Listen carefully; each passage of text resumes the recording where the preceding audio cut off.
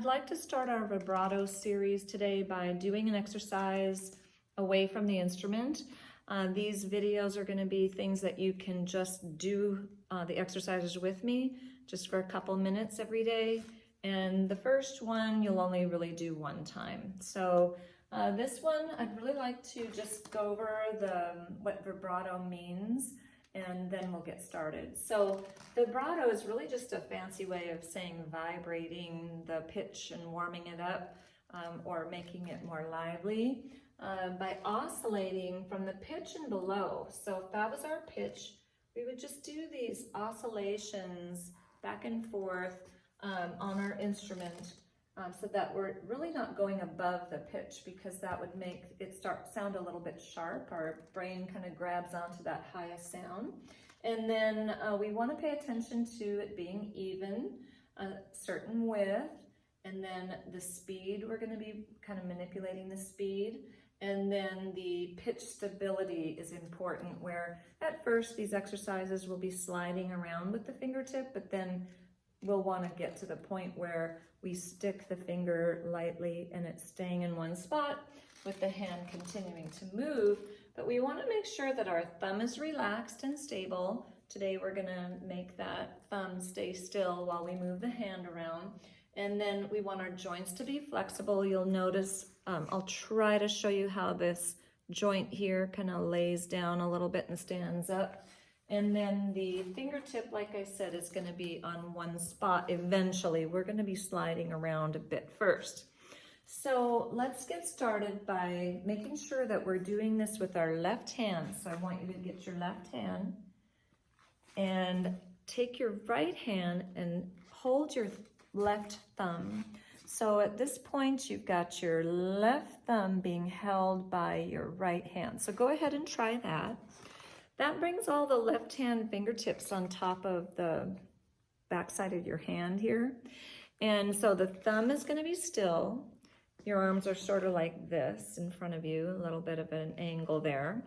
And then we could use all the fingers if we wanted to, but let's just use our second finger. So the other ones are kind of up just a little bit, but still curvy. And I want you to slide around, so you're actually rubbing or just lightly sliding around the top of your hand. And then we're going to narrow that down so that we're stuck on one spot. Your skin is stuck, but your hand is still moving. Now, just barely, I'm going to exaggerate, but see how my knuckle is flattening out and then standing up, flattening out, standing up? There's a little bit of that going on eventually. So you don't want to have that knuckle stuck, but you're just going to let it be flexible as you're going around.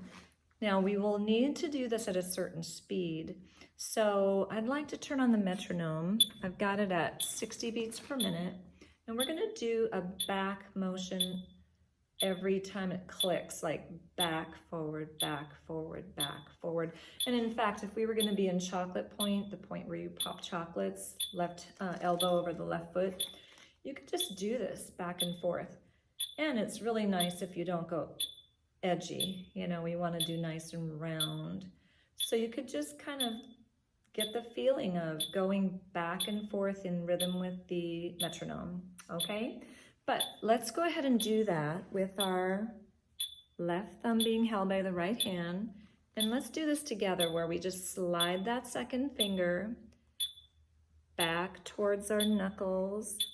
And you can see that I'm sliding at this point. But now I'm going to just stick the tip of my finger and continue to do this motion. And my joint is flexible. My thumb is being held still by my hand, and I've got this flexible joint, kind of a lightly set finger that's not sliding anymore. And that is what I'd like you to do on a video for me. So I'm going to go ahead and give you this click for a little while. I'm going to continue to do it. And you make a video of yourself